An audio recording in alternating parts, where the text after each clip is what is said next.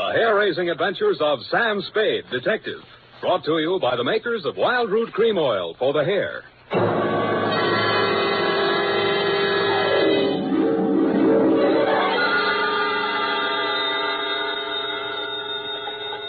Sam Spade Detective Agency. It's me, Effie. Oh, Sam, I've been worried about you. Sid Weiss was just on the phone, and he says digging up a corpse without a permit is against the law. It's all right, Effie. I just dug him up to say hello and put him back again. Oh, Sam. I'll be down in a couple of minutes to dictate my report, sweetheart. If I get lost on the way, you'll find me in City Hospital, the Psycho Ward, third straitjacket from the left.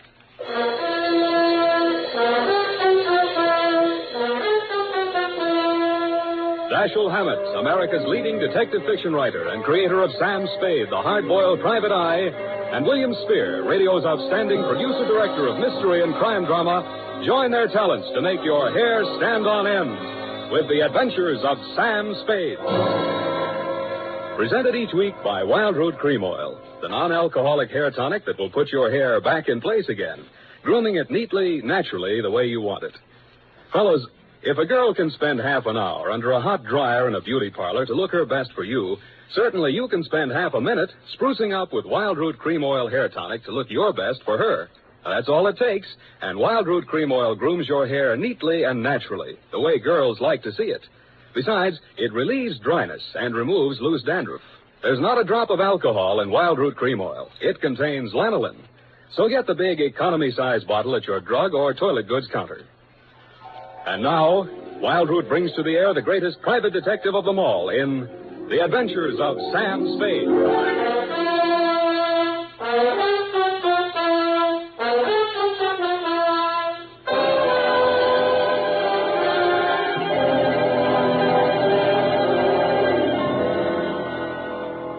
Date, August 2nd, 1946. To Mrs. Gregory Denov. Subject, death of Dr. Denov. I was sitting in my office with nothing to think about except a horse named Corkscrew Jr. My secretary, Effie Perrine, came in and said there was someone outside. I didn't look up from the dope sheet, so she said it again. Someone outside, Sam. What's he look like? Blue double-breasted custom-made suit, Countess Mara tie, hand-tailored shirt, English shoes, hand-trimmed Van Dyke. Get me a blank check and send him in. Okay, Sam.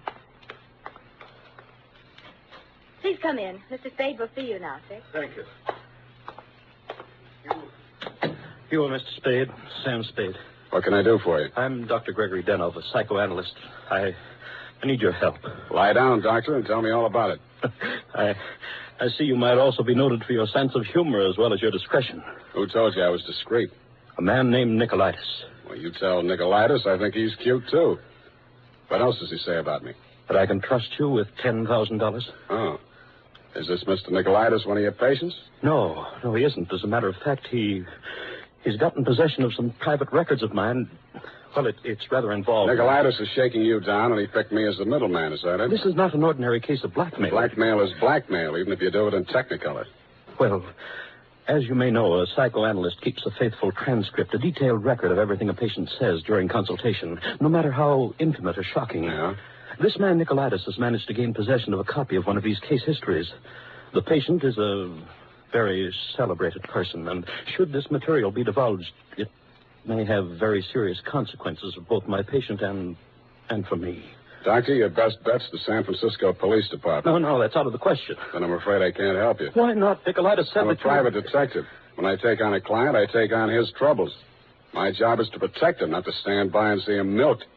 If you want to hire me on that basis, I'll listen. Oh, I'm so tired. I must trust somebody. What can you do for me, Mr. Spade? Write me out a check for $1,000. Got a pen? Yeah. All right. You see, Nicolaitis figures that if I'm getting a cut, I'll have to keep my mouth shut. I'll spend it all the same. Here you are. Thanks. Now, what was the last thing Nicolaitis told you? That he would pick up the $10,000 here and deliver to you this file in question. Can you reach him? Yes. Call him. Tell him you've seen me. Tell him I won't do that kind of business in my office. Tell him to come to your house. I'll be there. What if he refuses? He won't. Tell him I have the whole 10,000. What time? How about in an hour? No, I'm sorry. We'll have to make it around 3 or... Oh, goodness, I'm late now. I really... That's a beautiful watch, Mr. Denov. Yes. Foreign? Yes. May I see it? My watch? Why, really, Mr. Spade, I'm very late. I have so many things to do, and I have to be at the Majestic Theater well before the matinee starts at 2:30. How are you going to see me at 3 o'clock if you're going to the theater? Oh, I'm not going to stay for the performance. Well, Mr. Spade, till 3 o'clock then. Oh, my office is in my apartment. The address is here on my card. It's the penthouse. Penthouse, huh? Okay, Doctor, I'll come formal. I'll wear the top to my bathing suit.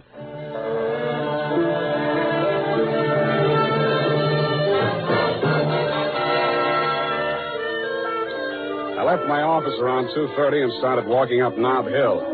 The Versailles Apartments, where Denov's place was, took up the whole 300 block, so I didn't have any trouble finding it. I stopped across the street for a minute to get my breath after the uphill climb, mopped my face, and started across. Just as I got to the middle of the street...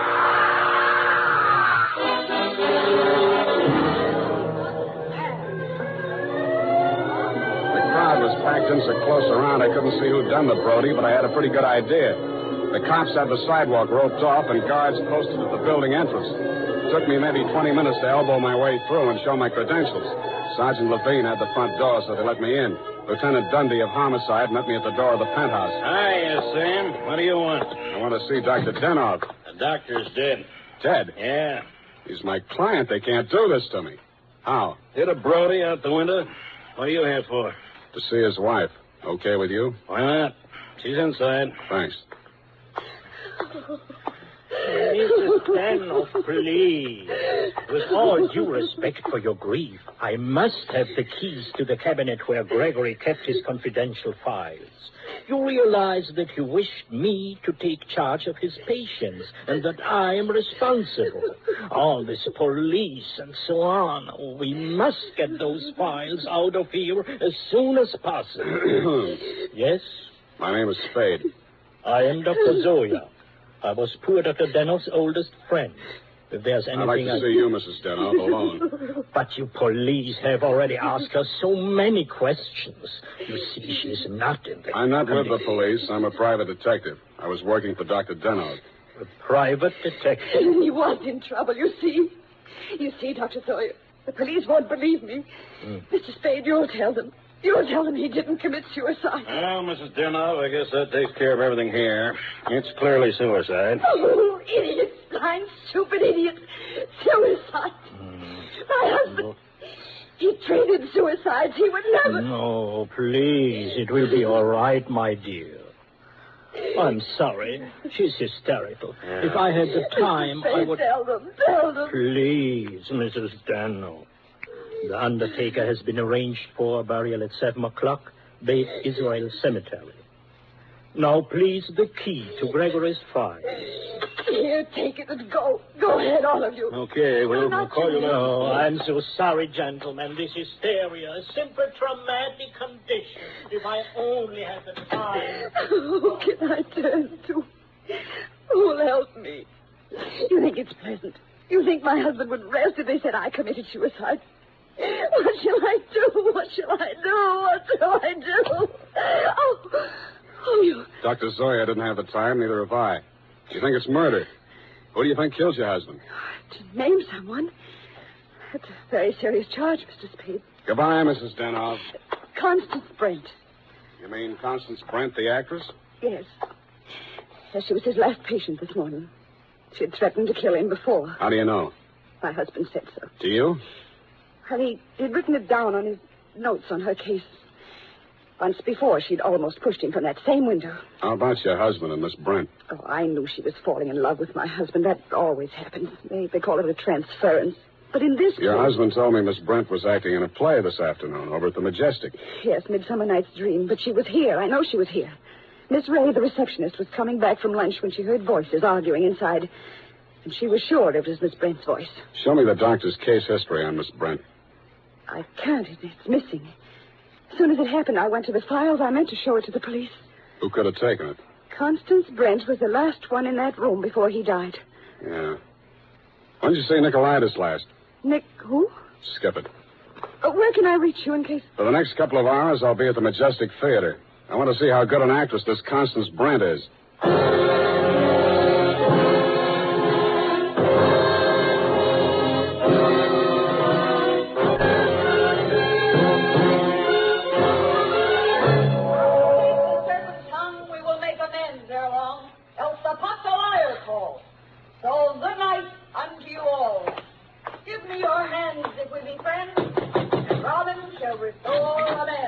Yes? This Constance Brent's dressing room? What do you want? I want to talk to Miss Brent. Well, you can talk to me. I'm her husband. So you're Mr. Brent. I'm Jonathan Wallace. She's Mrs. Wallace. Now, what do you want with my wife? I've come to tell her that Dr. Denov is dead. Are you sure? You tried falling from a 12th floor window sometime. Well, that's the best news I've heard this year. But I'm afraid it will be a shock for Constance. Maybe, maybe not. She was the last person to see him alive, as far as anybody can make out. Are you from the police? No, I'm from the insurance company. Claims investigator. What do you want to see Constance for? The policy wasn't made out to her, was it? No, made out to his widow. But she can't collect. Police say it was suicide. Oh, that settles it. This is the last time I take Titania. Stand around while Puck talks his head off. Who is this person? Darling, I'm afraid this is going to be a shock. This man is from an insurance company. Dr. Denov is dead. Oh, what a pity. What happened? The police say he jumped. His wife says he was pushed. She also says that you, Miss Brent, might have been the pusher. Oh, now, really, it's too absurd. How like a wife. What time did your play start this afternoon, Miss Brent? Matinee at 2:30, always. Always. And the late lamented Dr. Denov jumped at 3 o'clock. I didn't say he did. Doesn't this news, shock you? But of course. Do you think good psychoanalysts are easy to find? Looks like your next doctor will have to start from scratch. Your case history seems to be missing from Dr. Denov's files. Missing? No. What is it? Has a man named Nicolaitis been in touch with you? I've never heard of him. Chances are you will. Does he have Dr. Denov's notes on my case? Could be. This is frightful. Hot reading, huh? You seem to know this person, Nicolaitis. Get that file for me, and I'll pay you well for it. Just a minute, my lovely Titania. We don't know who this man really is. He might even be Nicolaitis himself. Let me see your company credentials. Now, what do you know? Somebody picked my pocket. My wallet's gone. I thought so. All right, you tell me who you are. I'll call the police. Oh, no, Jonathan. No police. Let's get off the merry-go-round. My name is Spade. You'll find me in the phone book under S. My office is open until 6 o'clock. And if a man answers, don't hang up. It'll be me.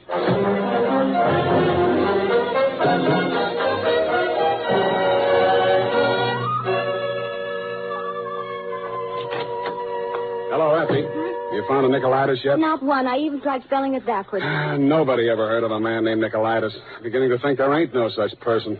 Pardon me, do I hear my name mentioned? I'm Nicolaitis. Sam, I still think you're right. Come all the way in, Mr. Nicolaitis. Sit down. Oh, thank you. If you need me, Sam, just scream. What can I do for you? Oh, I've come for my money. What money? For the $10,000. You remember the $10,000? Refresh my memory.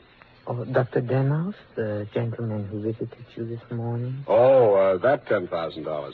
Oh, you see, you remember now. Yeah, it all comes back to me now. You were supposed to deliver something for the money.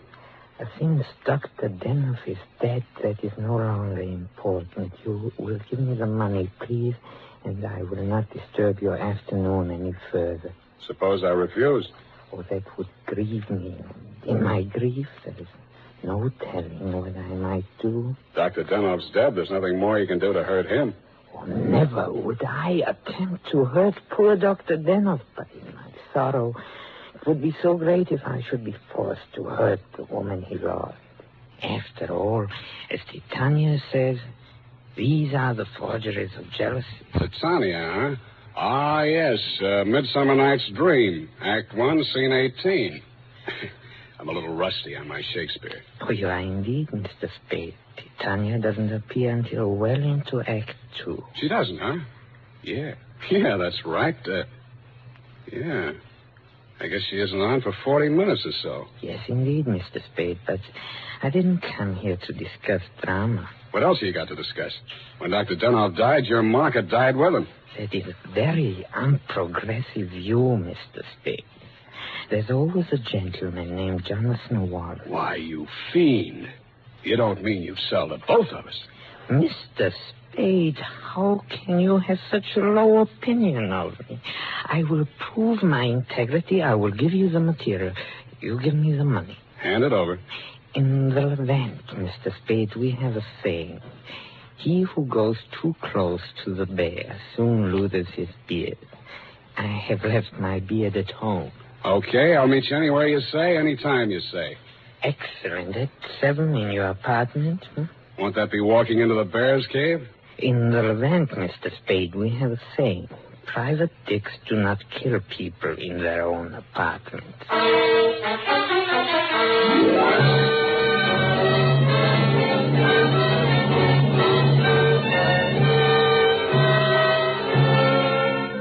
It was then 6 p.m. I called Effie for messages. She told me that you had been phoning frantically, Mrs. Denov. I still had maybe 30 minutes before Nicolaitis was due at my apartment, so I breezed on up to your place on the hill. We had a very interesting chat. Remember, Mrs. Denov? Looking back on it, that was probably the most interesting conversation we had. Funny, I can't remember much of anything you said, but it was so cozy there in your place. And what with your clock being about 20 minutes slow, it must have been something like 7:30 before I left you. I grabbed a cab and told the hacky to step on it. I hoped Nicolaitis was still waiting at my apartment. He was.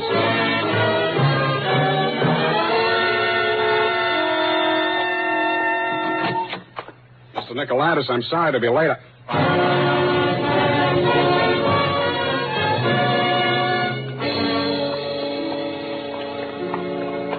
He was lying on my bathroom floor. The little guy was looking just about as natty as when he'd been in my office, except that the beautiful silk scarf he'd been wearing was twisted into a tight noose around his neck. Mr. Nicolaitis was a very dead blackmailer.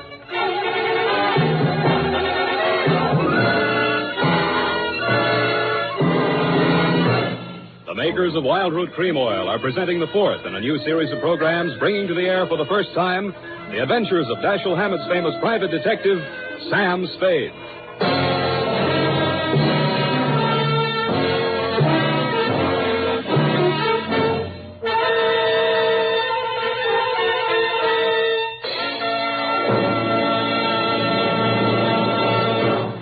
Then, at the racetrack, the man who has something better than a mere hunch is said to have it straight from the horse. Of course, that's a humorous expression, but it shows how to get facts. Go straight to the real source of information.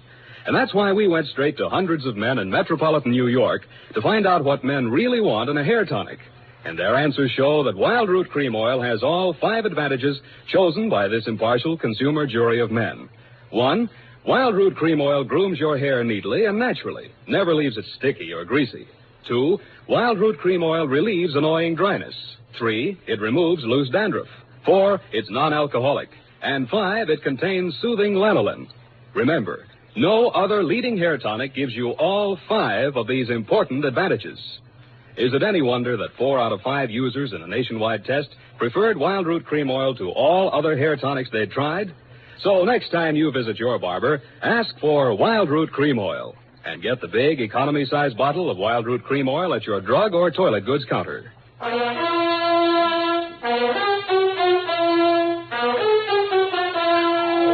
And now back to Sam and Psyche. Tonight's adventure with Sam Spade.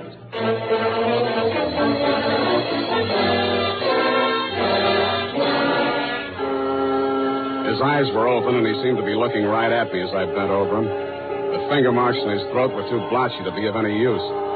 Pretty soon, Lieutenant Dundee and Sergeant Polhouse came in and walked over behind me. We all stood there for a second, and then Polhouse bent down and closed those eyes. You know him, Sam? His name is Nicolaitis. That's all I know about him. What did he come here to your place for? I don't know. You invited him? I wouldn't have been surprised to find him here, but not like this. You boys got a smear on him yet? Sure. He's an old customer of mine. Runs a photo lab. Photostats, microfilm. Microfilm. Nobody makes any sense. They're all screwballs, psychos, neurotics. What am I doing in the middle of this anyway? Sam, don't scream at us. We're just doing a job. Oh, I'm sorry, boys. This Dr. Deno was my client. Mental expert. That Deno probably had a screw loose somewhere and needed a psychoanalyst himself. Say, maybe he was... Yeah. Hey, look, Dundee. I'm going out of here now. Do I call Sid Weiss and we go through all that again, or are you going to let me walk? Why, Sam, you can go. I know where you sleep. I'll wake you when I'm ready for you.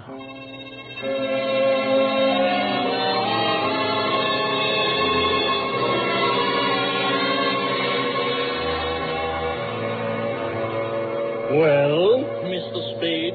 I want some answers, Dr. Zoya, and you're the guy who can give them to me. I'm listening. Just let the questions flow into your mind and do not try to repress any of them. Speak instantly, whatever... Okay, question number one, without thinking.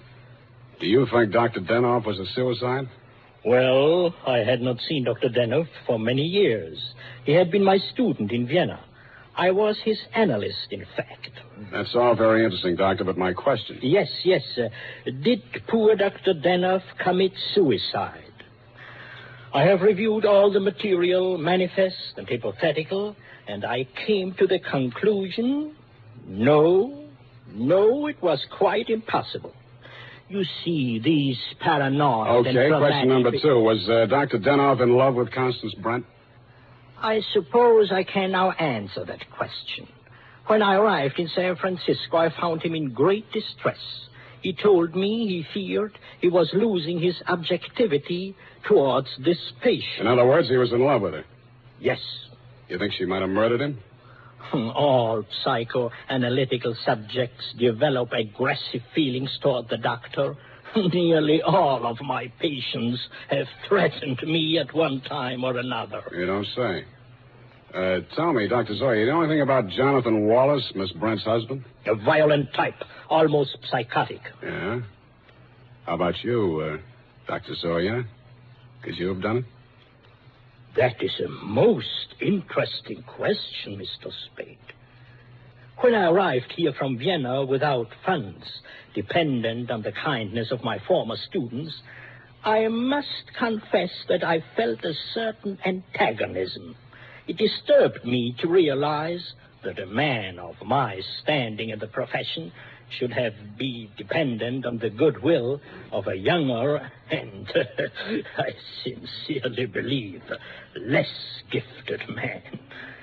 However, I overcame this, and I didn't kill him. Yeah. Well, Doctor, thanks a lot. Oh, people. Truly a life study. There is no accounting. For instance, Dr. Denoff. He came to me only this afternoon with the strangest requests. Yeah? He gave me the gold watch which I had presented to him many years ago upon his graduation in Vienna. He had a patient waiting and so had not much time to explain. Where is this watch? Please, I'm coming to that. He asked me to promise that I would have the watch buried with him if something should happen. That has been done. But Dr. Denoff just died at 3 o'clock. It is a Mosaic law that the deceased be buried before sundown. Thanks, Doctor. Thanks a lot. I hope I've been of some help. Doctor, you'll never know how much you've helped me.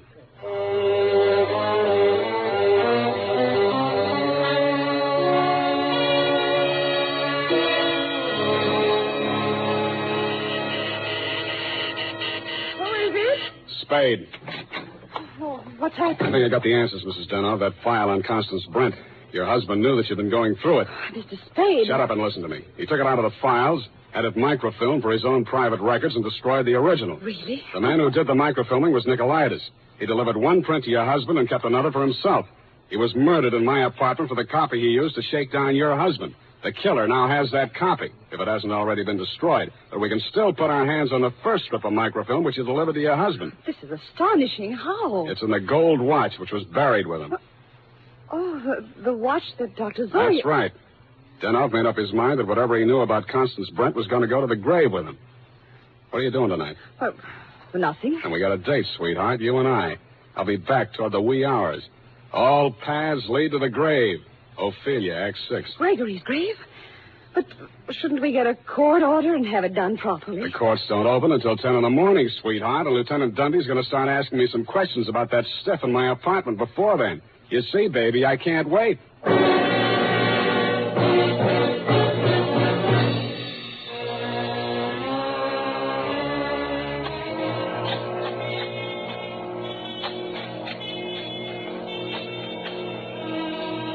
Mr. Spade, we shouldn't be doing this. If I'm wrong this time, it won't be wasted effort. I'll crawl into the grave myself and pull it in after.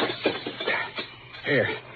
I struck it. Give me that crowbar, Mrs. Denoff, quick. Oh, dear. Put that flashlight in here, sweetheart. You look the other way. Yeah. Yeah, here it is. Look. What, Mr. Speed? What have you got? The watch. Here, put the flash on it while I open it. Here's my nail file. Pry off the back. Thanks. That does it. Here's the film. All right, Mr. Spade. Give me that film. Well, if it isn't the second gravedigger from Hamlet, Mr. Constance Brent. Stop clowning and hand it up to me. You better do as he says, Mr. Spade. We've both got guns. I was expecting that. Took you a long time to get here, Mr. Wallace. How did dear Constance make out as Lady Macbeth? Just give me that film. Stop being an idiot, Wallace. The cemetery is crawling with cops. Put that gun away before you drop it and break your foot. Come up out of that grave, Spade, or you'll stay there forever. Okay, Dundee. All right. Get those hands up, everybody. Go ahead, Dundee. Make the pinch. Okay. Sam Spade, I arrest you for body snatching, violation of graves under the Civil Code number... No, you fool. You're supposed to arrest Mrs. Gregory Denov and Jonathan Wallace for the murder of Gregory Denov and Pericles Nicolaitis. But I... Oh, yeah. No, you don't.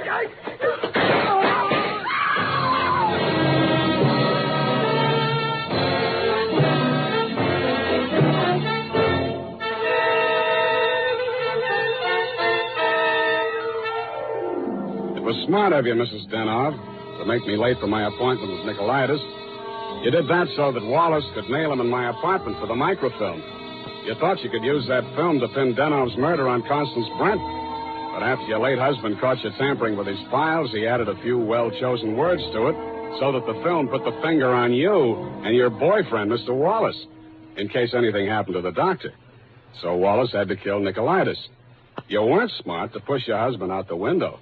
That looked like suicide. You might have gotten away with it, Mrs. Denov, if you'd bashed your husband's head in with a bottle. That reminds me, Effie, pour me a drink. That all? Sign it, put a special delivery on it, and send it care of the matron to Hatchapee Prison.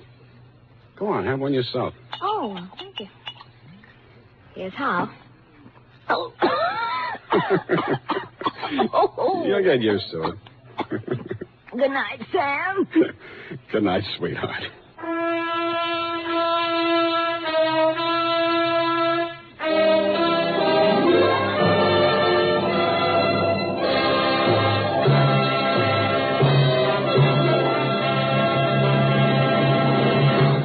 Wild Root Cream Oil presents The Adventures of Sam Spade, Dashiell Hammett's famous private detective, produced and directed by William Spear. Then, on these warm August days, the sun beats down on your hair, may leave it looking dry and brittle. That's why, now especially, you need Wild Root Cream Oil. This grand non-alcoholic hair tonic has just what it takes for summer grooming. It contains lanolin, the soothing oil that's so much like the oil of your skin. Wild Root Cream Oil keeps your hair neatly in place, gives it the handsome, successful look that helps you get ahead on the job. And Wild Root Cream Oil removes loose, ugly dandruff and actually relieves annoying dryness. So tonight, take the famous FN test. Check your scalp. Signs of dryness or loose dandruff tell you need Wild Root Cream Oil right away. Sam Spade is played by Howard Duff. Fred Essler was Dr. Zoya. Lorene Tuttle is Effie. Don't forget, next Friday, the three masters of the art of hair-raising, Dashiell Hammett, William Spear, and Wild Root Cream Oil, join forces to bring you another hair-raising adventure with Sam Spade. Smart girls use Wild Root Cream Oil, too, for quick, good grooming and to relieve dryness between permanents. Mothers say it's grand for training children's hair. Dick Joy speaking. This is ABC, the American Broadcasting Company.